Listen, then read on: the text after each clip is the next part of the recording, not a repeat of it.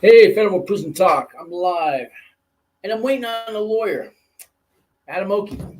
So we talked on Facebook last couple of days. He texted me 4 o'clock today. He said that time would work for me. Let's hope it goes up today. I just hope he shows up. So I just tried to call him, but if not, I'm gonna just keep you entertained for as long as I can. If you don't know who I am, my name is Sean Cowgill, and I did 52 months federal prison. My Facebook password, and It shouldn't do that. Normally, well, most people go have a Gmail, but it shouldn't be hard to get in at all. It's supposed to be really easy. I've done it on other shows, and I probably on. Yeah, I just hit the start button, so you're actually they're listening to you. But hey, this is a great effort. I mean, you're trying to get in. So will this work? Should I try to go into the link, or will this work? the link. Oh, you might be trying to go through YouTube. No, the StreamYard link, not the YouTube link. That's what you did wrong. See, I should have sent you both of those. That confuses people. But the one that says StreamYard, I can send it to you right now too. Again, let me click it on here. Yeah, you might be trying to go in YouTube. People have, and I shouldn't have sent you the link. That was a link just so you can see what your friends could click on that to watch YouTube, but that wasn't how you get in. It was the first one, the StreamYard. Let me let's see. Let me send it to you. I'm trying to copy the link. I copied the link and I'm going to my browser. Okay. Put the link in my browser. Shouldn't be all that difficult. I'm not sure. That's what I was thinking. No, it's really. I'm gonna send the link to you. I'm just continue with Facebook or continue with YouTube. See, and you're not. That's yeah. I think you're trying to go through YouTube. That's just a link to get in. No, this is the It really is. I'm gonna send you one. What's your email right now? And I'll send it right to you. Oakey.nm@gmail. Oakey, Oakey. Yeah, Oakey. Right. .nm Yep. at Gmail. Let me try off another computer. Okay. So work. All right. This should come right to you now. Oakey.nm. Okay. This should come right to you. And it just has a link. You click on it. All it really asks you is just to put your name into a parentheses thing for to be on the show. I'm not sure what happened. I don't know.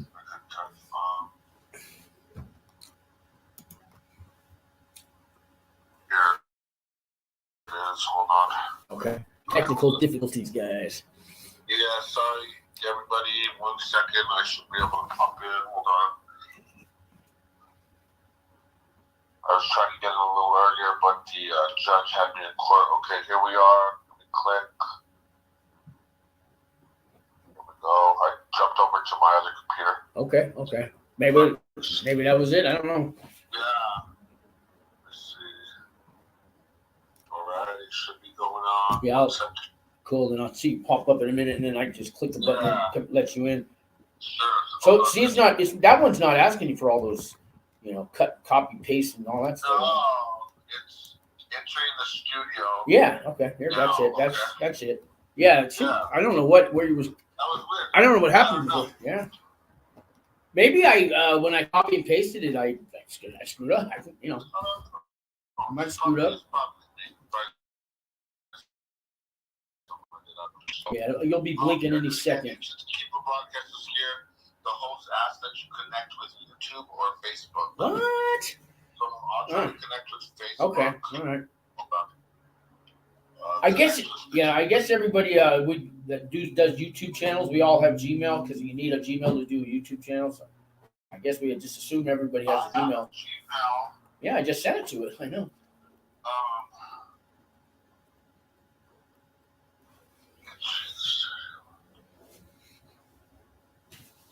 Now it's asking me to plug into the internet because. Wow. Oh man. Wow. Yeah. It goes easy on a cell phone too, but I'm sorry, Adam. This is the first time. Okay. This is the first time I've ever anybody's ever told me this problem. Let me continue with YouTube. Yeah. You're a Facebook junkie, so you're always on there. I know because you're I'm always. always on there, Yeah. but one of the crazy parts is my Facebook is so old. I don't know my password. Hold on. Oh wow. Oh.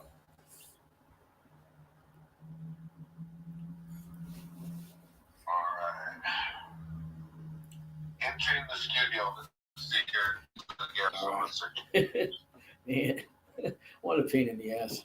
Oh, Here, I told you how easy this They're thing like, was. "Think we might be good." All right, I was telling you how easy it was. Man, there we go. Hold on.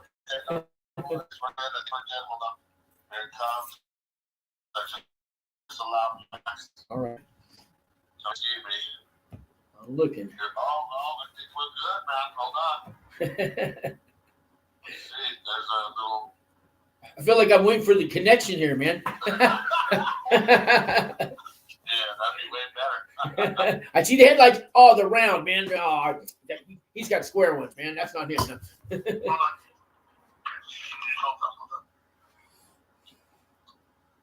There we are. Look. Looking. I'm looking. Oh, should I see the display name Enter Studio? Okay. Okay. Oh, here you. There you go. All right. Now click. It should be coming on. I just clicked it, so there we go. Coming on. Hang up. Hey, you made it. All right, man. How are you, man? My apologies. Yeah. Thank you. Oh, I better turn this down. There we are. Got my volume up. My apologies for Yeah, the I might have it technical too loud here. difficulties. You bet. Do you? I hear an echo. Do you have a YouTube channel running on something else, or maybe I do? Let me see. I think I did. No echo now, right? Should be good. Uh-oh, we lost him. That's Adam Oakey, guys. He's the I call him the real Saul Goodman of Albuquerque. So he'll be right back. He's trying something, but he showed up. So if you guys got questions about what to ask for a lawyer, today's the day. He's not going to charge you. It's free, and you can maybe a lot of money. Anybody out there, it doesn't have to be about prison. He does civil law, but I think he mainly does personal injury and family law. So that's his kind of crusade. I think he's just now getting into the criminal law, and we'll find out about that. So if you don't know his story, it's a really good one. Nick is in the house. How we doing, Nick? I forgot to call, and let's see. Nick says I forgot to call and missed a UA last week. Oh shit! What happened next? Well, Nick, you better run, man. It's not good. It's not good. Here comes Adam Oakey again. We're going to ask the lawyer that. He can probably answer that question better than me. I can tell you by experience, though, they'll come knocking on. They're knocking on your door, or they're going to call you. So you got to come down to the office, and you got some explaining to do. It's usually considered a dirty test. So, yeah, Adam, I got our first question here. A man said, "I forgot to call and missed a UA last week. What happens next?" Missed a UA last week, and I think Sean, you know What a little state bit are you? about. Can you hear me well? Yeah, loud and clear. Loud and clear. Good. Well, I would suggest it Well, sounds like you're on probation at this time. You know, there's going to be a possibility of a probation violation. Sure. You know, so you're going to want to. By the way, Adam, yeah, you need to call. Don't wait for them to come knocking at your door because, you need to call. I know you're scared to, but and I don't know why you missed it, but it's considered a dirty when you don't show up. This is the thing when you're dirty on a test, if it's legit, and I know this from experience and from being a lawyer. At that point, you want to just be honest, man. Yeah. Really, you want to be honest because, the judge may want to revoke you, but if you're honest, that goes a long way when you're on probation. And, a lot of people, it sounds like you may have a problem, using, which is okay. We understand that. But if you're honest with the judge, they'll want to help you more than punish you. Yeah, that's true. Because they're already calling it a dirty. So, and then if you lied, so it's going to be clean, and then it comes up with for heroin or something. And now you've lied and you didn't show up to take it. So, I mean, that's when And here's the all right, thing well, on those he tests just that doesn't they're get it. 99. The science shows they're 99% accurate now. So, long time ago, we used to argue that they were unreliable, but those tests now are pretty reliable. Right. So Nick, you need to call, and I would call now. Don't wait Right till away, Nick. tomorrow morning because that's not. Yeah, he may be on federal pretrial, and I was on 4 years of pretrial, and that's tough. That was tougher than probation. For me, it was. Pretrial is tougher than probation. But and about you. Sure. Yeah, well, now New Mexico with the no cash bill, all the state cases people are waiting for. They're on pretrial and they're waiting to get sentenced now. There's a lot of people out. I told you about a couple of them. They're supposed to be calling you. One of them has money to pay you. The other one wants to do a payment plan. But they watched your show and all your the 45-minute one about your life history in there. Oh, the Vice special. Yeah, the Vice special. That's what it was. Yeah. Well, Sean, real quick, while I have you on, I wanted to apologize about missing the last one. That is my fault. I'm so sorry. I know you're a professional, so I apologize about that. I want to thank you for having me back on and speak with your guests. And I want to let you know, congratulations. I really like your show. I've watched a few episodes, and I appreciate what you're doing for basically our community of people, giving them the information they need and encouraging them, as you know, we all need. Right. Well, thank you. I've been here in Albuquerque a year, but now I'm learning who needs help, what needs help, and what needs. So if I can do anything to make up for all, I just got off federal probation about 11 days ago. So and I never had a dirty test the whole time. Nothing. I'm clean as came out clean and sober, never violated nothing. I made it through but it wasn't easy to do all that. Took a couple drug rehabs for me. Like I know you did. So I did the sober living for 4 years of pretrial and then 2 years after prison on probation here. And I just had this last year with my own place, and I'm still getting used to that. Now they cut the leash. I don't know what to do. I'm like a dog in the yard. You just let me go. I don't know where do I go. I totally understand. I did a year inpatient in California, and then I did a year in a sober house as well when I was fighting one of my cases. Oh, okay. One of the good things is after doing so much probation and doing some time, I kind of learned how to live right. I kind of learned to stop going out, and I didn't want to go back. So I kind of became more of a boring person, if you would call it. I don't really go out much. Yeah, that happens. I know. You need to be a homebody, right? Get out of trouble. I don't go out at night. Well, you know a lot of people out on the streets. If you do go out, I mean, is there any people coming up to you and, hey, just come have a beer with us, hit this, and let's talk over old times? Do you get into that? You run into those people from the past? Of course I do, but most of the people who know me respect me enough to know that I'm kind of past that and stuff. But of course you got the old people, places, and things that can still tempt you and stuff. But most people know that I've kind of been past that, so I don't get too much of it. Maybe you could tell everybody here a little bit about your story, guys, because I didn't know that a felon could become a lawyer, right? You know what? I actually didn't know until after I was a felon either. I, grew up here in Albuquerque, New Mexico, like many of us, had a kind of a rough childhood, but similar to a lot, was poor. There was some abuse and some drugs around, and eventually, later on, as I became an adult, I became the man that I never wanted to be. I had some stepfathers around, and they were abusive, and I became like them.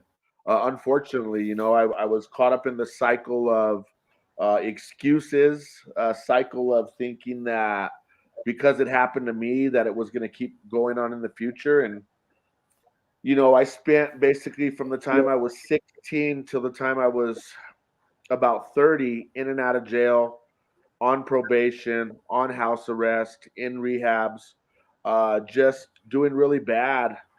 But eventually, that's really hard to change and grow at it. It's really a transformation to leave that, all those years. I don't know how you did it inside, I mean, It was. Anyway, you're doing the same thing right now, Sean. You know, it's a transformation that comes. You know, it's because eventually the consequences outweigh the reward, right? Because that life we were living, there's some kind of reward, right? There's some kind of joy, right? But eventually you start getting locked up. You know, people start dying. Everybody goes to prison, and you realize, oh, this ain't the life. I don't want to do that anymore. And some of the things that helped me change were, first off, you know, God. I believe in God and my higher power. I believe He gave me the strength. Right. I ended up having my first daughter when I was 30, and that helped me a lot because I knew that I kind of felt like it was a fresh start, Sean. My baby girl has never that was the seen right me age as for a- you. Yeah. Because I know you have five kids, right? 5 kids, Five exactly. children, right? Yeah. Yeah, and you're always with all the pictures. I know you love your children because you're proud and you show them all over the Facebook. And you know, not many fathers these days are great children and proud of them. And you know, it's hard to find men like you now. But I know who you used to be. But maybe today is what you always were from the beginning. But we just don't know until we actually go out and let go and let God. I think you're right, Sean. Right, that good person that you're striving to be, that I'm striving to be, we are those people, right? We are good people. I had a guilty conscience. I've been to jail 11 times and in prison, but I always felt bad for what I did. I always did too. I did too, and that's why I mostly took pleas, because I wasn't going to fight things when I was always guilty. I wasn't wrongfully accused. I wasn't, the good guy who was accused. I was a bad guy, and I got accused, and I was always guilty. I always felt bad. And I would admit it. Yeah, I did too. I was the only guy in jail that was guilty. Everybody else is, they're all innocent and they're set up and this one and that. If you went to jail for all the things you never got caught for, how much time do you think you'd get? You know what I mean? Oh, if I were to even have gone to jail for the things I was caught for, and if I were to have a prosecutor and judges, I mean, on one of my cases, I was facing 27 years. I think by the grace of God, Sean, I think I should be in prison right now. I should have probably done about 10 to 15. I think, if it was fair, because I have clients all the time who do that much time or more for less than what I've been convicted of. For less, yeah. Those two potential clients, they should be. I think one called you today and left a message. The lady and the other one's a couple, and they want to hire you, so they're not trying to get anything free, but they want you. They want you, so they watch all your videos, and because you speak their language and you come from their world, so you'll understand. And one of the questions I want to ask is, I've been 11 times in jail and prison, so I've kind of had my court. That's 12 times in the courtroom for me, and the lawyers and the DAs. I always hear the lawyers, oh, I know the DA. I've been working with for years over the prosecution, married to my brother's sister-in-law, his cousin Donna, and we go out every Sunday and play golf. I hear that all the time. But I bartended at a golf course once upon a time, and I hear them making their wheels and deals. I'll give you 2 here, he gets for that. You're going to buy the next 2 rounds up, and we're just numbers. Do you see any of that? I'm going to tell you the truth. Any truth to what I'm saying? I'm going to tell you the truth that I think a lot of what I would call trading cases happens with state's attorneys. You might have a public defender and a prosecutor, and you imagine they both get paid by the state. They work in the courthouse all day. So I think that happens. I'll tell you one thing with me. Of course they're going to trade cases, but one thing with me is I do try to build a good rapport with the prosecutors, state's attorneys, federal attorneys. Because there are times when if you have a good rapport with a state's attorney or a U.S. government attorney, you can get a preferable or a considerably better deal. As far as me kind of throwing my client under the bus as a favor to them for a favor they did for me, would never happen. Would never, ever happen. I would never, ever think that of you at all. You know what? And if the attorney ever approached me with that, one thing about me is I like to get along with attorneys, but can we cuss? I don't fuck around. Oh yeah, this is that's my week for life one. We can't. This is this is anybody. Okay. Anything goes here. So okay, so when it comes to other attorneys trying to work deals and stuff on the state, and I don't fuck around. I'm willing to. I don't care if attorneys like me. I don't give a shit if I have a good reputation as an attorney. All I care about simply is my client. Make sure my clients are happy, and I think what you're talking about does go on, but that's not something I would ever even want to get involved in because I don't want to play. I'm just No, and I know you don't. So I'm think wondering that, how you. but Let me say. So how are you fitting in the I'll call it the good old boy system? How are you fitting in it? I don't still even have one in New Mexico, but there's something left of some kind of the good boy network. The ones is that still going on in New Mexico? That's probably in Oklahoma and Alabama and all those places. But no, it's definitely out here as well. I've made my way in. At first, Sure. there was some You maybe made your way in. resistance because Yeah, I'm was there a retaliation convict. and all that when you. Yeah, I Yeah, have sure. a Judges lot are of gonna. lawyers I said, what are you doing in my stop court? me from Right?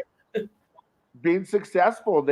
Lawyers have complained that they don't like the way I advertise. They don't like the way I talk. They don't like the fact that I'm tatted up. But you know what? I love that. That doesn't mean nothing. You know? I'm just waiting for you to say, better call Adam. Better call Saul. Yeah, so there is a good old boy system, but I think I've made my way in, and I make sure these attorneys respect me. I make sure, and I go in there when I go and I'm prepared. And if they want to see somebody be aggressive, I get aggressive. And I'll tell you the truth: a lot of times I surprise people with how aggressive I can be, even in the courtroom. Well, I'm sure you've got all that pain and all those years of living on the streets and that the struggle of coming up with no money and parent.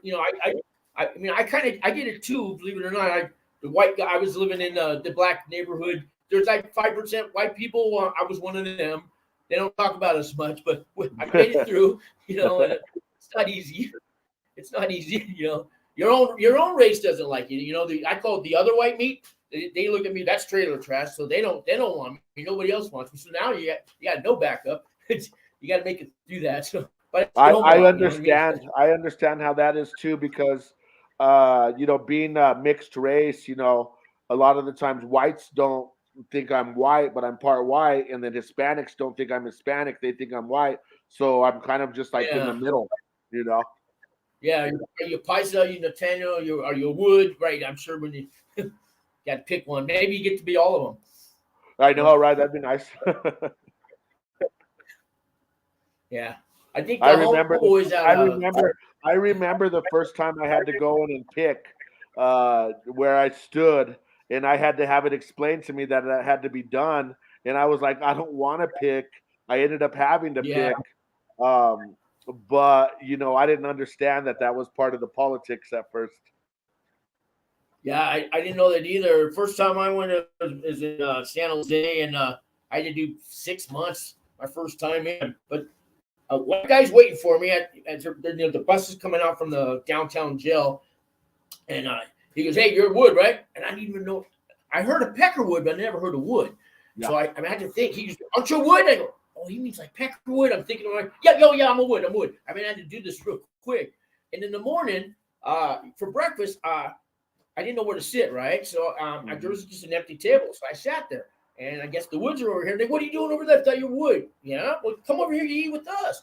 So I'm over there, and I go, but there's a white guy with all those Mexicans. They go, well, that guy there, we call him Driftwood. I go, but there's a white guy with the blacks over there. We call him Firewood. that was a true story. So that's funny. Yeah, that's what I learned. Politics, man. That's the politics. Something similar happened to me. I went in there, and one of the guys said, "Are you Raza?" And I was like, "Raza? What do you mean?" He said, "Are you Raza?" And he said, "Are you Hispanic?" And I said, "Yeah." And he said, "Well, then you're with us." And I said, "Well, what do you mean?" He's all, "Well, you're either with the whites, the Hispanics, the Paisas. Then they had the natives, and then they had the blacks." And I went into my cell, and my cellie was a black guy. and I got along with him really well. We were hanging out all night talking, and in the morning, the pod boss came up to me and said, "You got to roll that guy out. You can't be in a cell with a black guy." And I said, "Are you serious?" He said, "Yeah, man. You have to roll him out. Yeah. And so they said, "You roll him out, or we roll you." And I had to go talk to my guy, and I told him, I said, "We're going to either have to fight right now, or you're going to have to step out." And he was like, "No, man, I don't want to fight." He stepped out, and I don't know if the blacks dealt with him or whatever, but that was interesting, and I didn't like doing that, man. I didn't like that. Yeah. But that's how it is. You're an MMA fighter, so yeah. Now I don't know if they knew you were an MMA fighter, at least that first day, but did you? I mean, that'll get you through any prison, right? Well, that always helped me in jail. They always knew because of my ears, so they always know. But you think about this, it puts me in harm's way, though. You got to imagine, though, it puts me in harm's way. For the first guy to take down, they got to prove something. Well, they're going to try to prove something, or they're trying to stab me. Yeah. But I have had to use my fighting in jail a few times. And then you become a trophy? Yeah. Probably a little different in jail. You're fighting in a little cubicles and stuff like that. It's not like you have room to, like you do in the arenas and stuff. But actually, you got through it. I mean, you did. The closed space helps. That helps. That's good. Yeah. Oh, it does help. Okay. So, are you still involved in MMA at all? Are you like? Are you a coach, or are you volunteer anywhere? Do you help guys come up in the ranks? Yeah, Sean. Actually, I'm coaching my kids in wrestling now, and I'm still doing Brazilian Jiu-Jitsu. Okay. Oh, the woman that wants to call you, Crystal, she says she knows Brazilian Jiu-Jitsu too. She took it all her life in high school and stuff. She was going to talk to you about that. That's awesome. I still do Brazilian Jiu-Jitsu just to try to stay in shape. Okay, great. Let me see if I got no more fighting. But I think I'm gonna call out Diego Sanchez and try to fight him for like some kind of local. Really? Show. I want to. There you go. Promote it, man. It's promotion money, right? I want to. Yeah, I want to. Yeah. Me and him have had an old beef for years. Oh, really? Yeah. Can you talk about that? Can you talk about that? Yeah, sure. We had an old beef. We became friends after a while. Trained. Ended up getting in a fight at a bar. It was never finished. Vice picked up on it, kind of reported it. Vice kind of reported it that I had beat him up because when you go on these shows, they can sometimes cut and paste part of your conversation. And so what happened is Vice said that I beat him up when the real situation is that we didn't finish the fight. Nobody beat anybody up. So Diego's called me up recently and said, "Hey, what's going on, da-da-da." And I'm sitting here thinking, well, shit, we might as well resolve it and try to get I'm thinking not a MMA fight because we're both older and I don't think Diego's even allowed to fight in New Mexico anymore, but I'd like to just fight him in a jiu-jitsu match, kind of end it. Okay, there you go. Yeah, do your own kind of thing, and maybe you can make pay-per-view out of it. But that'd be fun. There you go. Be fun. Well, like Rocky, when they had that Apollo and Rocky fought, when it didn't count, one of those deals. Oh yeah, the scrimmage expedition. Yeah, right. No, but didn't they have a fight at the Rocky IV? They had been friends, but they had one of those. They just went and fought in the woods or the forest by themselves. Oh yeah, I remember that. Oh yeah, I do remember that Rocky IV. So how did you get involved in the MMA? I mean, so you were in and out of the jails till you're about 30, doing the crimes. I know you did all that, and the fact that you rose above, like you're the phoenix that rises out and became a lawyer, and now you're fighting for, the place you grew up in. How did the MMA get involved? Because I know you knew your stuff, but how do you get from the streets to something professional like that? Well, when I was 11 years old, I was bullied, and I went to my aunt and I told her, and she put me in karate. back then in Albuquerque, around the whole world, I guess karate was huge. That was kind of like the big martial arts, and so I started training and yeah, being able to defend myself really well. By the time I was like 15, 16, I kind of got a reputation on the streets for a lot of street fights. Because out here in New Mexico, and I've lived in California, Vegas, Arizona. One thing about New Mexico is people like to fight. People like to put their hands up. People shoot too, but people are into fighting. Yeah, a lot of people carrying guns around here. But let me ask you this real quick. I hate to interrupt, but they have a law where you can wear the guns on the outside. What do they call that? And that's fine, right? Open carry. Open carry. But nobody wants to bet. They still want to hide it. Why not have it open? Texas does it. I'll tell you, Sean. I have no idea. I carry mine openly. I'd rather people know I have it. Yeah, you would think. Yeah. So yeah, I don't know why people always want to conceal them. I think I feel safer when people know I have it. It just means just stay away. But I wonder why they buy pot off the street when it's legal now in the store too. I don't get that. But I don't know either. Yeah, I don't know either. Some people can't change their ways, right? Maybe that's. But yeah, the thing with MMA, Sean, it was so natural for me to fight. I started doing martial arts, and then I wrestled, and I was very good at wrestling, and then I started doing jiu-jitsu, and I was really good at that. And then I trained for Greg Jackson. And I fought for him when I was about 17, 18, when the UFC just started. And it was so natural for me. Yeah, that's a lot of judo, karate, jiu-jitsu. I mean, putting all that together, that's a lot of different martial art languages, you know what I mean? To learn all that. That's how it used to be. You would have to learn like one at a time. Nowadays they teach them like all together, as a really rounded fighter. But back in the day, you would only be able to learn one at a time. And I was kind of pushed into fighting. At the boys' club I couldn't afford to go to a club or nothing, but you get so far the free ones. You get to a yellow belt, and then that's all they do for you. Right. It's good when I was a kid, 2 or 3 years of it. It always helps. I did wrestling in high school.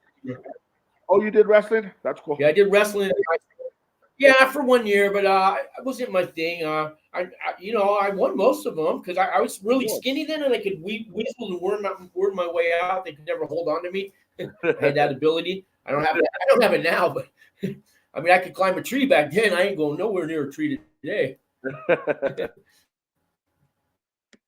Yeah. So the thing about let's see.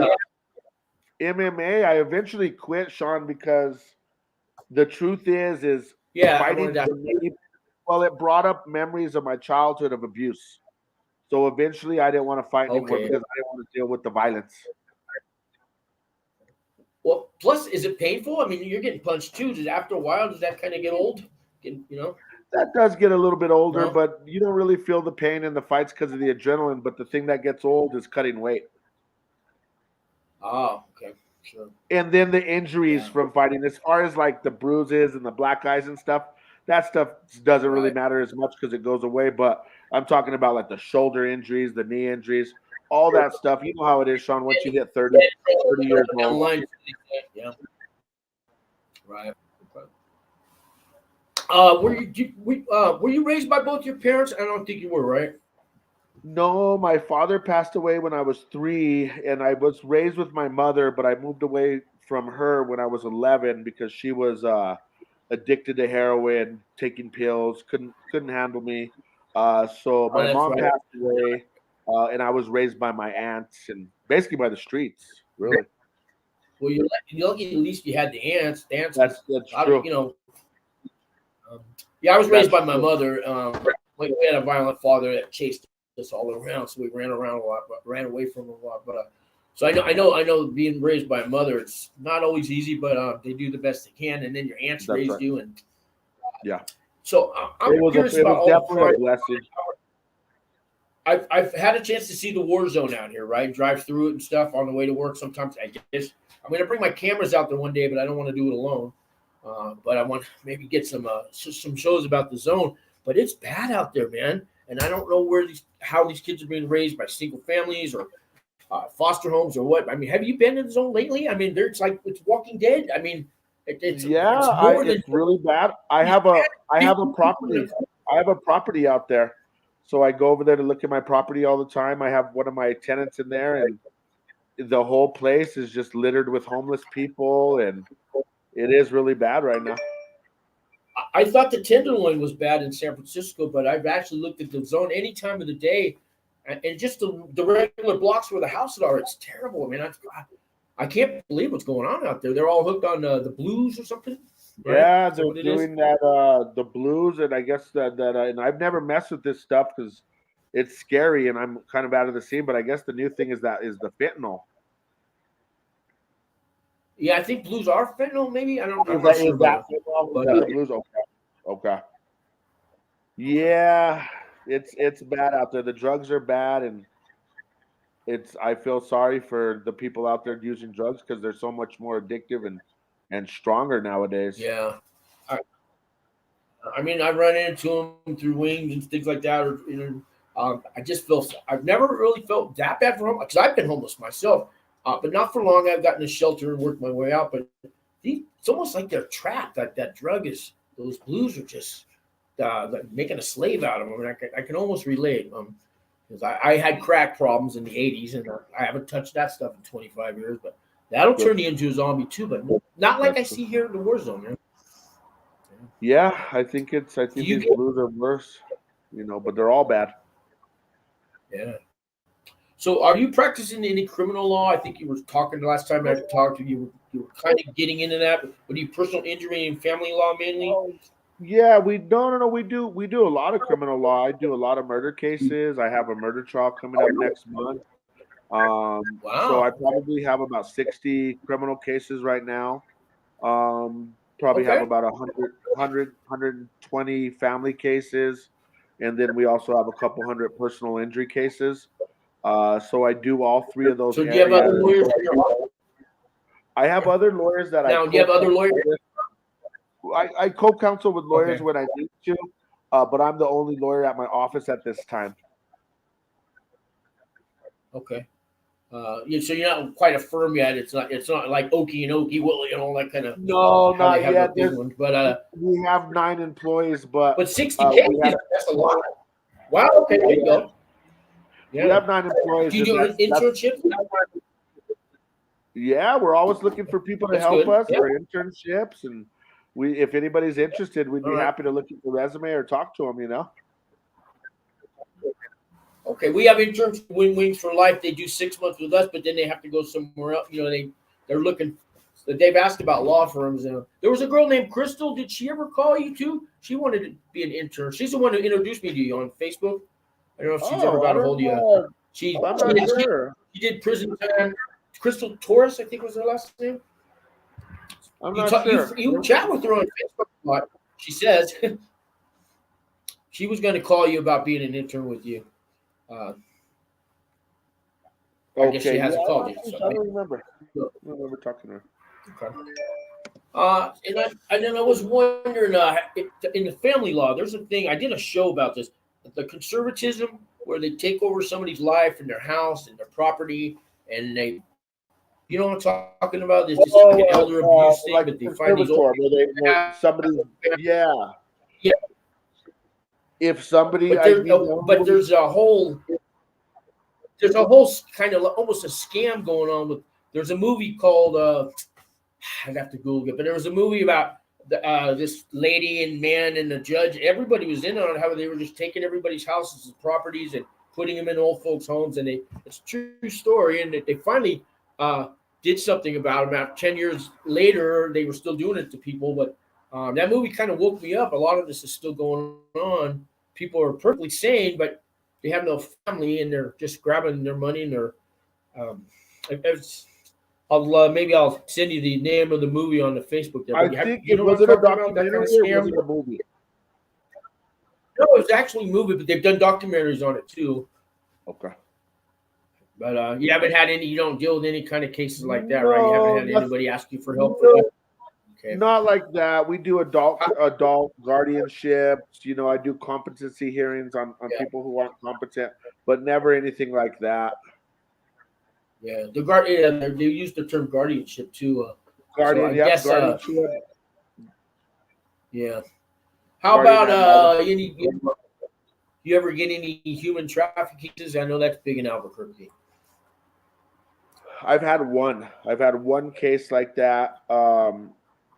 Not sure why I don't get any of those. I know that happens, but I've only had one of those cases, and it was somebody bringing somebody in from Mexico. Okay. Do you ever decide that you don't want to represent a client? Because I mean, I've been in there too. There's some people that I don't think they should get out. Oh, I did time with them, and maybe you need either. So, do you ever make that judgment call? Like, I don't really want to represent that guy. All the time. Have you ever done that? Or, yeah, all the time. Just like Good. other business. If I don't vibe with somebody, if they did something that I don't want to defend them on, and that's one of the reasons why I would. Right. Everybody has their own morals. Everybody has their own right to choose, and there are cases that. And not a lot, but there are cases when somebody does something that I think is just too egregious, particularly with kids. There are people that I won't defend. Right. I still believe that there's hope for the human race, and I try to help people. I've been getting calls for 2 years from people helping them out with character reference letters and questions and all these things that the lawyer doesn't have time for or doesn't want to deal with. And there's a service called prison consulting. I don't know. It's kind of, there's a lot of in the federal side, people on pretrial. I don't know if too many people do it for states, but so I started doing it now where I'm charging, but I don't charge much. There's people charging $5,000, $700, $7,000, $10,000 for all the right character reference letters and narrative, and get them into certain programs and help them with the pre-sentence report, all kinds of just answering questions, dealing with the family, counseling the family, just telling them what it's like, how they're going to get through it. All the people on kind of nonviolent white collar charges. So I started doing that, and I got a few clients that I'm helping now, but I'm not going to charge nobody $5,000 to write a few letters. There was one guy, a lady called me, she was charged $12,000. The guy sent her 10 templates of character reference letters and didn't even copy and paste her name in it. She had to do that for $12,000, So I did it. I did them all for $500 for her. But when I do it, I call the families and whoever their references are. I call them and we work together to get the right letter down. So then it relieves the stress from them. They don't have to deal with all that. And then they approve it or they don't approve it. Over. I don't like the fact that he charged her $12,000 and didn't do anything, Sean. But I know you did it for $500. But hey, you did a great service. I think, in just personal opinion, man, you got to make some money too, and I think it's worth a lot more than $500. And don't be afraid to charge people sometimes. It probably is, but I'm the new guy on the block, so maybe I'll double the price next year. But it's a little side thing I'm doing. I've had 8 clients so far in the last 2 months. Good job. Which is good. That's how it starts. I took my first murder case for $14,000. I took my first murder case for $14,000. Oh, really? Wow, a murder case, and you took it, and that was a trial too. Woo, yeah, well, okay. we ended up settling. I ended up getting the guy 3 years on a plea deal, second degree. Really? Yeah. Wow. Yeah. Okay. Yeah. Wow. So I took a bunch of murder cases in the beginning for pretty cheap, so I could get my reputation and get my feet wet and get that experience. Yeah. Murder cases. I mean, wow. I hear murder case. I think of OJ. How he got off, right? He had all the lawyers, right? Yeah. A lot of people think he was guilty, but if that was a federal case, I don't think they would have. It's different in the feds. You're probably right. When the feds charge you, they pretty much got you for the most part. The feds, the conviction rate is high. Can I ask you a question about the grand jury? Do they use those in state cases? They do. Here's what here's my thing, to my little pitch that I say. So there's this grand jury. I don't ever get to meet them. I don't know who they are. I don't get to. It's not a jury of my peers. I don't get to choose which ones we want to keep. I don't get to face my accusers. I don't get to go to the grand jury meeting, wherever they are, and they all this time they're they're going to discuss me and decide I'm guilty or innocent. So they say I'm indicted, which means I'm guilty, but we're giving you a chance to take it to trial and prove your innocence. But I don't get to face my accusers. Whatever. Where is that in the Constitution? How is that? And they say, so now you're going to be on a pretrial. We'll have an officer. I thought I'm innocent. So why do I have to? Some people have to wear monitors and be drug tested twice a week. I thought I'm innocent, and you guys decided all this, and now I got to go prove my innocence. You know, when I twist it like that, but that's how I feel. I mean, where's that in the Constitution? It's not in the Constitution. As a matter of fact, it's been litigated, and a lot of states have done away with the grand jury, and what they're doing now, even in New Mexico, with a lot of cases, is called a preliminary hearing, where you get to basically go in front of a judge, and the state or the government has to prove that there's enough probable cause to keep the case moving forward. I hate grand juries. They're secretive. In the state. Yeah, it's unfair. It's not fair. And who picks them? And trial is not fair either. Why can't I be there to defend myself? Yeah.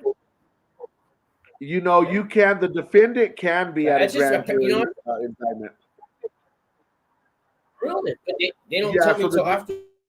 Well, you're supposed to get notice that there's a grand jury hearing. You're allowed to go. I've never been to one because I would never want to take my client to one because there's no point, because we're not going to say anything. Yeah, you can't defend yourself, right? You just have to sit there and watch. Pretty much, yeah. I hate them. I just, you know, that's the one thing I deal with. I get phone calls all the time from people that have just gotten indicted, and they want to know what that is, or they just got their house raided, or they get a target letter, and they know something's coming, and that's why they call me, because in the Fed, you know, you up to 10 years waiting to get sentenced, but it averages maybe 2 or 3, and that was harder than prison. That was the hardest part, man. Not knowing what your life's on hold, not knowing how much time you get, you know, year after year. One day you're going to go to prison. I don't know if it's this year or next year, but you know you're going, and nobody thinks you're going because you've been out 2 years, you know. That's always the worst, not knowing how long you're going to go for, and it's always the worst to go back after you've been out. Hate that. Yeah. Right. You know. Let me ask you. You got what's your plans for the future? I mean, you gonna finish your life as a lawyer? I mean, you plan to retire? Is this you gonna have more people come in and get a bigger law office? What do you got? What's the future for Adam Oakey? Well, there's few different things going on. I don't want to stop helping people. I am doing some real estate investing now for my future. I'm trying to get a couple maybe small apartment complexes or something for the long term. I have a reality show about to start to be filmed really? on my law. Yeah. We were reached out to by a company out of Austin, and they work with Discover and A&E, and they thought that I was interesting enough to do a show. So we're going to start filming that here soon. I could see them making a movie out of your life or a mini series. You know, I could really see that, man. I really could see that. Well, if they did, they're actually. I'm talking to a producer in Hollywood now about making a movie. Really? I went out to Hollywood last year, and I stayed at his house, and we got a hotel, and we talked to the producer and the writer, and they're actually starting to write a movie about my life now. Wow, man. Oh, dude, that's so good. Wow. How do you feel about that, man? That's got to make you feel proud and probably. How do you feel about it? How does that make you feel, man? I feel good, but I feel it's not over. I need to do something more. I don't know what it is. But God's calling me to do something, but I don't know what it is. See, he's not going to tell you, because if he tells you, you're going to mess it up. That's what we do. Exactly. So he can't tell you. Exactly. You know? I think about politics sometimes, Sean. I think about politics. You know, I think. Really? But I don't know. I vote for you. Thank you. You know, you could win if you could get the people. I'm going to say people that came from our background. If we could get them to register and show up to the poll, you'd win by a landslide. It's getting them to register. But sat out there with tables, and I don't know if you're allowed to maybe give them a bag lunch or something. I don't know if that's bribery, but I know they could. Some places sign them up for gift cards or something. But if we had enough people to volunteer, I'd go out there and sit at a table and just get them all to register. I'd be glad to help you. I've campaigned for other people, and if you got enough people like me, you would win by a landslide. That would be amazing. And then I can help people like Sean. You know, there's so many things going on out there right now that make a difference. We get all the people in the zone to register. Yeah. That'd be amazing. Yeah. I'd love to help. I know people would have your back. Yeah, I mean, I don't know which parts of town won't have your back, but I'm right near. I'm next to I'm real close to the zone. But everything on this east side, I'm sure they would all vote for you. On this side of the freeway, I don't know about. I'm learning the little forest sections. You got the Coors Road here. That was nice, but they said Tramway. No, that was a bad neighborhood, but parts of it are. Parts of it are. Tramway it used to be, but it's getting. Albuquerque's getting worse everywhere, except for the northwest side is still pretty nice. Oh, is it? Okay. Yeah, I haven't seen all of it yet, but yeah. But I'd love to see you run for office. Here's the thing: ask if they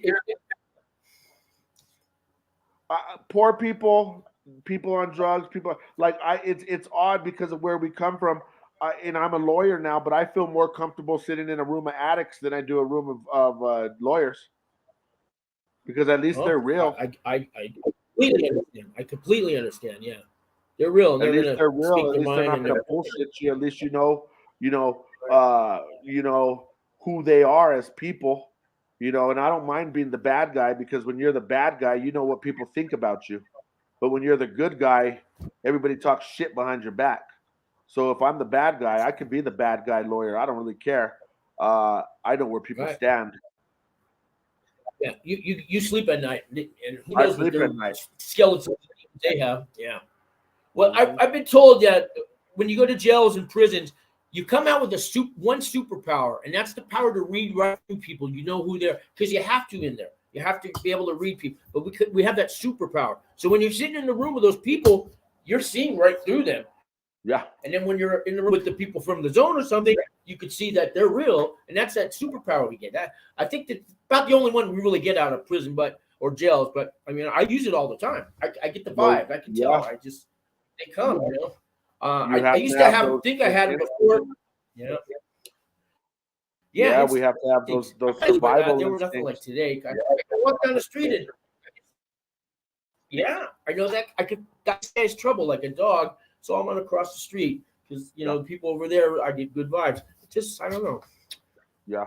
And I think that's kind of when you sit in a room with those people and you feel uncomfortable. That's what we get. But you do some time and you really learn how to find that skill. There's a. So I have a question. If they make the movie about you. Oh, I was gonna say. Let me ask you a question. Who would you? Yeah.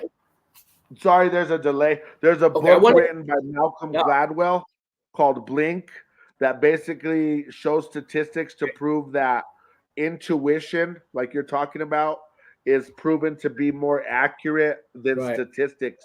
So we could use our intuition to read somebody more than we could looking at somebody's, say, criminal history or statistics about that type of person. Our intuition is usually true. Right. I believe we have that. And I think all creatures kind of have that instinct, or they say animals know when an earthquake or a storm is going to come and they run, and we don't yet, but we have our own. I could kind of just nod to you from 100 feet away, and you know what I mean. There's that little. It's kind of a half body language, half kind of. We have that kind of ability, But I want to ask you this question: if they make the movie about you, who do you want to play your part as an actor? Maybe you want yourself. I don't know. No, not me. You got anybody in mind? Jason Momoa. Oh, good one. Yeah. He's cool. I used to watch him on Stargate Atlantis. Yeah. They say Jason that Momoa, guy the guy from not Sons of Anarchy. What's the new biker show? The there is a new one. There is a new one. Disciple or something. They do have a new one. I can't think of it, but it's the the Mayans. The Mayans. There's a guy on there that. The Mayans. That's right. I forgot his name, but there's a guy on there that everybody says looks like me. I've seen. I know a couple of bikers that have your look that are white, but then and I know Mexican guys. You kind of have that. You could go. Well, you do. You go both. You go both. Kind of both. So you can walk. You can walk into a white biker bar or a Mexican, biker bar, and you'll be fine at each place, right? I guess. I've always been, I've always been good with like Hispanics and whites. Oh, the guy's name is Clayton Cardenas. Watch, hold on. Okay. I don't know the show, but you gonna pull up a picture? Oh, look at that! Oh yeah, okay. I might have seen him. Yeah, maybe I did see those episodes. Wow. He's a better looking version of me. Unless you want to play yourself, I don't know if they let you do that when it's your first movie, but that's it. Yeah. That's great. But yeah, who knows if that's gonna happen? It's kind of a dream. We still gotta. Once we write the movie, you still gotta sell the movie. Somebody's got to buy it and put it on. Oh yeah. Apparently, the writer's been getting pretty good. Netflix, maybe Netflix. Yeah. Netflix might do it. It would cost a few million. I'm thinking Netflix or something. Yeah. They'll film it here in Albuquerque. Yeah, exactly. Probably right because we got the. Mm-hmm. That's good. Film it right out. I don't really have any questions from the audience here. Yeah. I was hoping they had more people on here, but it's the middle of the day. But I wanted more questions for you. Hey, how long have you been practicing law? About 5 years now. I just came up on 5 years. Okay, that's great. I always feel that a lawyer, the first 5 or 10 years is the one you want to hire. You get a guy doing it. I think his energy is all that. I'm winning that case, making a name for. I think that's gone 20, 30 years. You're just making another house payment for him. I tell people that don't get a guy that's been doing it for 30 years. I'd rather hire. They're going to tell you, I got this. Yeah, I want a guy right out, fresh out. Yeah, with the Jewish last name, though, but that's enough to be that. Yeah. They want to make a name for themselves. Yeah. Because the other guys, they just, I don't think if you hire a lawyer for 30 years, he really doesn't even do the work. He just passes it on to his interns or somebody else, Yeah, that's I don't think true. they do much. Yeah, I mean, they'll show up at a court date for you, but I don't think they do the hard work. The book, digging through the law books and finding that special law that they can use to, represent you with. I bet you do that. You still look. Still look through law books, or you do it all on the real books, though, but not the computers. Right? I have the real books right on my desk. They're right there. I'm old school. I've been told that's the best way, even though we have it all on digital and you could just, put a word down and the computer will search for everything. But I've been told when you actually go through the book, it kind of sinks in and you feel the meaning behind it. I don't. It is 100% better to look in the books. Right. So let me see what else could I ask you? Why don't you just tell me what you want to talk about? And I don't want to keep you too long. I know you're busy. No problem. How much do you charge an hour? How much do you charge an hour, Adam? I charge $3.50 an hour. Okay.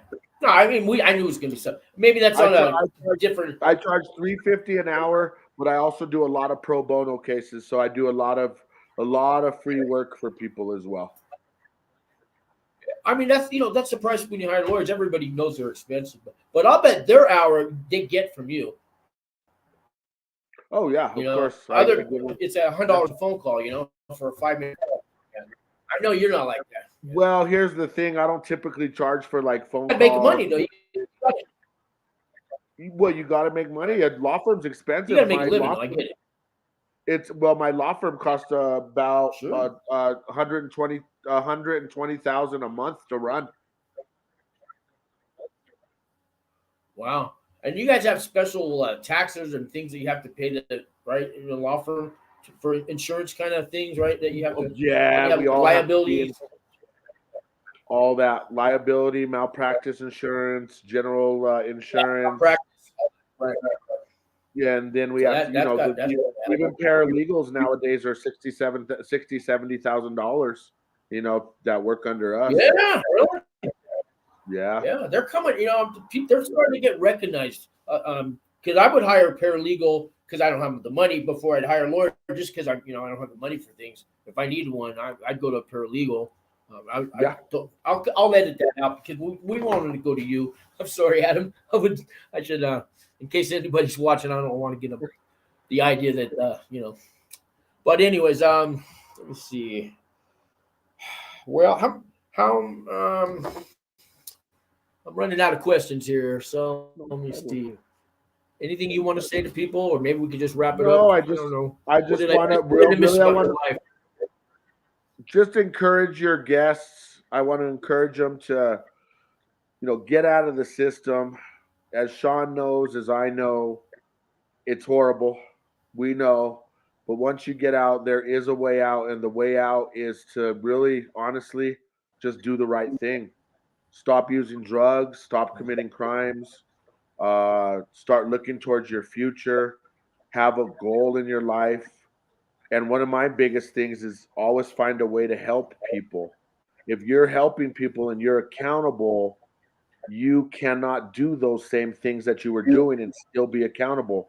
Like, I cannot go out and be that same criminal and be your lawyer and advise you and you take me seriously.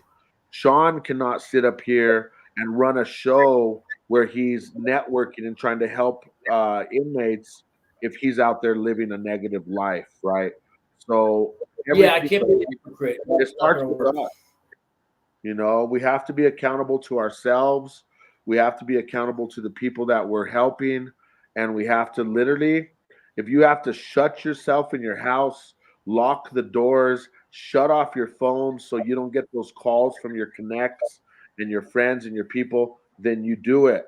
There was a time in my life when my friends and connects and party people would call me, and I would tell them, you don't ever fucking call me again, you fucking asshole. And that's how I had to be with them. And those were friends at the time. Eventually, they understood, don't call Adam. So I just want to encourage everybody to do good. Hopefully you don't get in legal trouble, but if you do in New Mexico, I'm here for you. It sounds like Sean can help you, with some stuff as far as referrals and letters to the courts and stuff. And I would encourage you to do that with Sean because he has that experience and knows what they need to see. But it's just good having a person like you in our community, Sean, who comes from the outside, who comes into New Mexico, and you're out here helping, man. I appreciate that.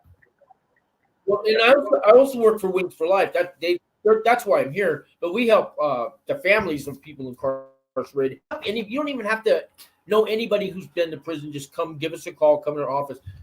We always have bikes for the kids on hand. We had a guy who does that. If you need clothes, we hook you up with some job resources, and we know all the other agencies that do everything we don't. So we're kind of the place to come to find out where everything is. We do a lot of that.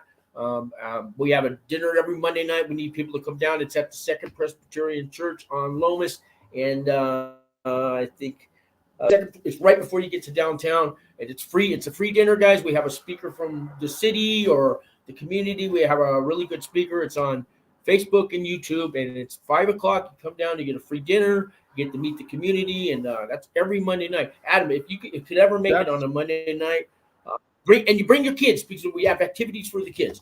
We have they're family dinners, so they're little tables at 10, and we try to mix the families so they can meet other families. And it's a real good brings the community together. I would love to have you come any Monday night. Just kind of 5 or 6 Second Presbyterian Church on Lomas there. We get downtown. Yeah. I can't remember the name, but I think it's Alicia, something like that. You know what? I would love to go, Sean. I'll make a promise to you that I'll go over there in the next couple months, take the family, and I would love to join you guys. my all the kids, because my boss would love Ann Eden Field. I don't know if you've ever seen her on the show, but she's 28 years ago. Her husband went to federal prison, left her and 4 kids with no money, lost the house. The church she was working for told her they didn't want nothing to do with her. You got to leave, and so she started this not do Wings for Life to help all the other families not to go through what she went through. You know, so when we go to prison and jails, you know, we leave our family. They get a sentence all their own. Their whole life changes. You know, especially if you have a wife and kids. But I mean, when I went to jail, and my poor mother, you know, I mean, we kind of cause damage to them. They're hurt. They you know, they do their own kind of time. And sometimes if you're the breadwinner, you know, you really hurt your family. But it takes a big man to admit that when you go to prison that you made that choice and you did this to your family. A lot of guys, no, I got caught. I didn't do this to my family. You got to move on, but you got to take accountability, like I said. You know, when I went to prison, I hurt everybody around me. I used to like to say, "Oh, my family don't want nothing to do with me." Well, I wouldn't want nothing to do with me. For you yourself. Yeah, I'm not surprised.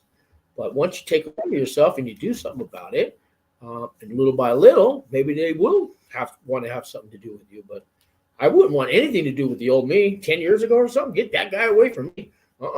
You know, Adam, would you want to hang out with yourself when you were 22? Got to earn your trust back. Yeah. I wouldn't want to know you back when you were 22 or 24. No, man. I'd cross the street. I'd get those vibes. And today, I'd stay on your side of the street. You know? But that's the change we can make, man. That's what we can do. That's who we always wanted to be, too, those people. The good guy. I always wanted to be the good guy, you know? And now you get to do that, man. You get a feeling of when you go to the courtrooms, you're not there as a defendant, you're as a lawyer. Do you ever just feel that, like, achievement? You get that? You ever pat yourself on the back, on the shoulder for that? I feel that feeling. I don't mean an ego. I don't mean an ego, but I mean just a good, like, you did the right thing kind of feeling, you know? I feel that feeling when I have other lawyers judging me as a convict and I say, hey, you know what? I just beat you, and me and everyone like this, all these defendants are just as good as you. Yeah. You know, and I want them lawyers to know that just because these defendants are having rough times, having a tough life, I want them to look at me and say, I am one of them. And for that to basically tell them these people have as much talent as anyone else. And a lot of times in my experience, even more. I thought you might have that kind of stuff going on inside. One of my causes lately is to let felons be able to teach in high school in the inner cities where they don't even have, nobody wants to work.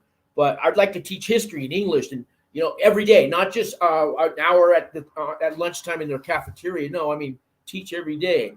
And who's going to reach those kids more than somebody who's been in prison and all that stuff on the streets? And that's where they're from. A fella can reach them, man. I don't mean a pedophile. We don't want sex offenders in the schools. I get it. But there's guys who have turned their life around and they want to teach history, man. People are not my school. Well, all those kids in there, half of them are felons already, or are going to be. So why can't we just go in there? I think we could reach those kids, you know? Well, you know, our history, it gives us credibility, Sean. You know, because they know that we've been through what they're going through. Right. So, I mean, just because we have felonies, that doesn't mean we can't put that behind us. It doesn't mean we're bad people. There are a lot, probably most people are bad people that have felonies. I'll give you that. But let's say a third of them turn out to be good people, you know? And we're hard workers, and we just want a job, and we just want to earn a paycheck. You know, if you give us that opportunity, I don't want to sell your shoes and work at Subway Sandwich or McDonald's, and you'll let me fix your car or be the plumber, you know, or not even a roofer. Okay, I feel like I'm better than that. Can I have a decent job too? You know, and they don't want to. That's the hard part, because they'll hire felons for all the jobs that nobody wants to do, that don't pay anything, and they wonder why they go back to prison. You know, right? Right. Another thing I've been working on too is expungements and pardons. So that's been helping a lot of people with records. Okay. That's great. I can send you a lot of people over. Thanks for telling me that, Adam. Sure. Thanks for telling me that.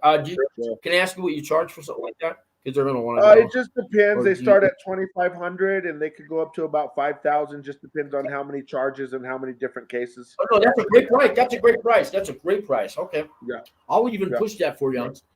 I appreciate that. Can you do it for people in other states?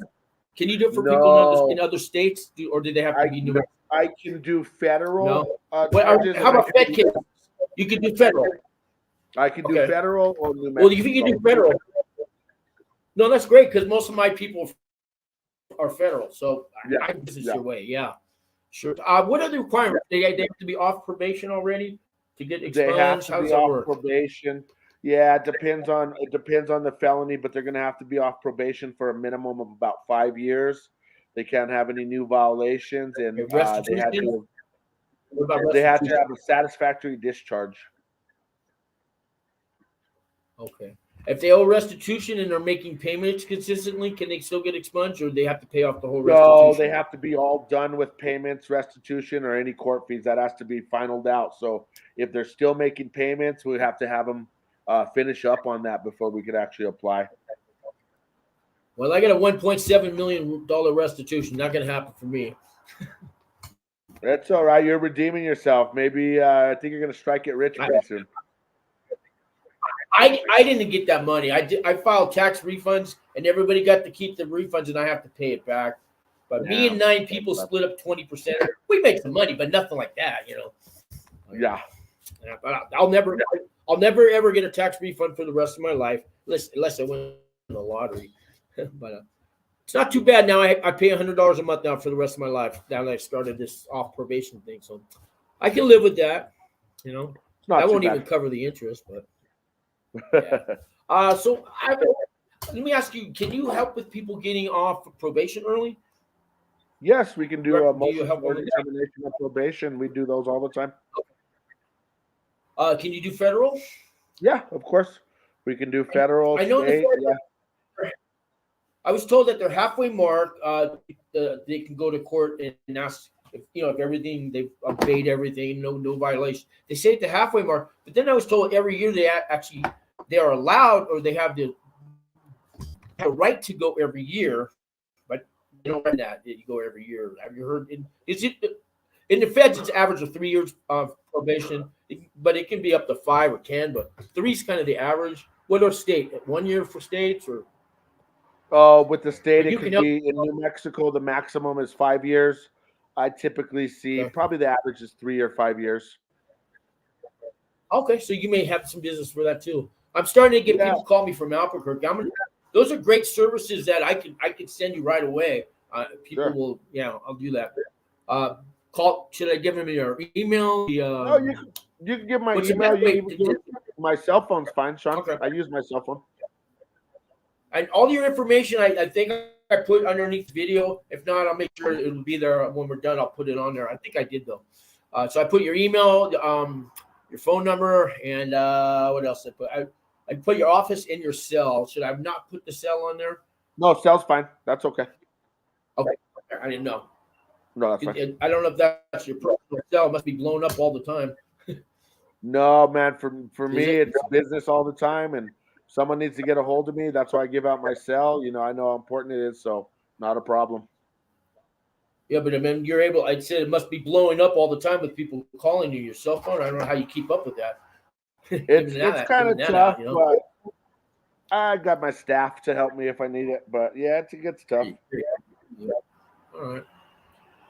Well, Adam, I think maybe we'll just wrap it up. And I'm so glad you told me about the expungements and all that, because I'm really. A lot of people ask me all the time about that, and that's not a bad price. I get the white collar guys calling me. You could charge them double on that. Yeah, they'll pay it. Not a problem. But like the clients I got now, I appreciate the clients I got now. I got a I got clients with drug charges calling me now, racketeering, and I haven't really had a lot of white collar guys. But so I have a lady facing 10 years for distributing meth across state lines. And another guy was in a motorcycle gang and drugs. And another guy, fentanyl charges, all this. And they're calling me for that. So I thought it was going to get white collar people. They watch my show, but I guess they I don't know. Eventually, but I like those kind of guys that call me now because I can relate. You handle drug charges too, right? People facing drug charges. Fentanyl's the tough one right now, right? Fentanyl's the one they're all cracking down on, right? Fentanyl is the big one that they're cracking down on. Yeah, that's the big one. It was OxyContin 10 years ago, and before that, I don't know if it was LSD or cocaine. Every decade they kind of have the one that they hate, right? Yeah, yeah. Heroin's still pretty bad, I guess, too. Just actual black tar heroin. Yeah. Then, of course, meth. That man should be calling you. That man I should be calling you. It's fentanyl that he got caught with. So okay. he's really scared. He's gonna call you, but they let him out on bail. He's looking at a lot of years, so he'll tell you all about it. I hope you can help him out though. Because he's a great father. I talked to him, and he raises 2 kids all on his own. He all that stuff going for him, and I'm going to write him I'm going to do some character reference letters for free for him. I'm doing him pro bono like you do. Yeah. Okay. The guy's got. I can sense he was so proud about his kids when he told me about his family, and then I told him about you and how you have 5 kids and you're proud of them. So, how old are your kids, Adam? We'll end it with that. I got 5 kids ranging 13, 11, 10, 9, and 8. Woo! Wow. Got all ages. That's a TV show right there. That's a TV show too. Well, do the movie now you do the TV with all your kids. Oh yeah, there you go. All right. Yeah. All right. Well, we'll wrap it up. Any final words, Adam? And thank you so much for coming on. I appreciate it, man. I will send in as many clients to you as I can as they come through. Okay. No, Sean, I thank you so much for having me, brother. I would love to come on anytime. And if you ever need anything personally, of course, you can call me. And, thanks to all your viewers as well.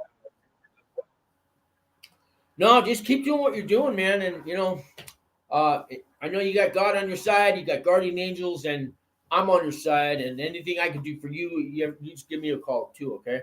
And Wings for Life, you got any clients that need our kind of help, you send them over to Wings for Life. We'll help them out too. A client goes to jail, and the rest of the families. When somebody has to do time, tell the rest of the family to come to us, and we're gonna. They don't have to do it alone. Okay, that's what we're here for. I love that, Sean. That's amazing. I'm gonna actually start sending the families of my clients over to you guys. Okay, because we're here because we don't want you to be alone. We know what you went through. It's tough. It's tough. Yeah. It's really tough. A lot of women come to Wings for Life, and their husband, their boyfriend, or their son, and they fall apart. They don't know. It's a real rough time. But also at the same time, a lot of women leave their husbands when they do time. I'm sure you remember that. Yeah. But maybe if we try to keep that family together, we even go to the prisons. We go inside of the prisons. Yeah, we go right. The COVID kind of stopped us. I still got to wait to get into prison, but they about 15 and 20 Wings volunteers go to the prison and have all kinds of activities and dinner and stuff in the prisons. Give Wings special permission to bring in food and desserts and cookies and arts and crafts stuff, and it's a real I don't know, it's a real special time because I've seen all the videos. So we do that when we bring the families that are out here. We bring them with us sometimes, and we get everybody together. Like we get them special visiting passes so they could, sit at. I'll get in that another time. But Adam, I'm just gonna say thank you very much for everything, and you have a great New Year's and keep up the good work. Thank you so much, Sean. God bless you. Happy New Year's, and I got your back too, brother. If you ever need me, I appreciate you. Thanks so much, man. Appreciate it. All right. Thank you, Sean. Talk soon. Bye-bye.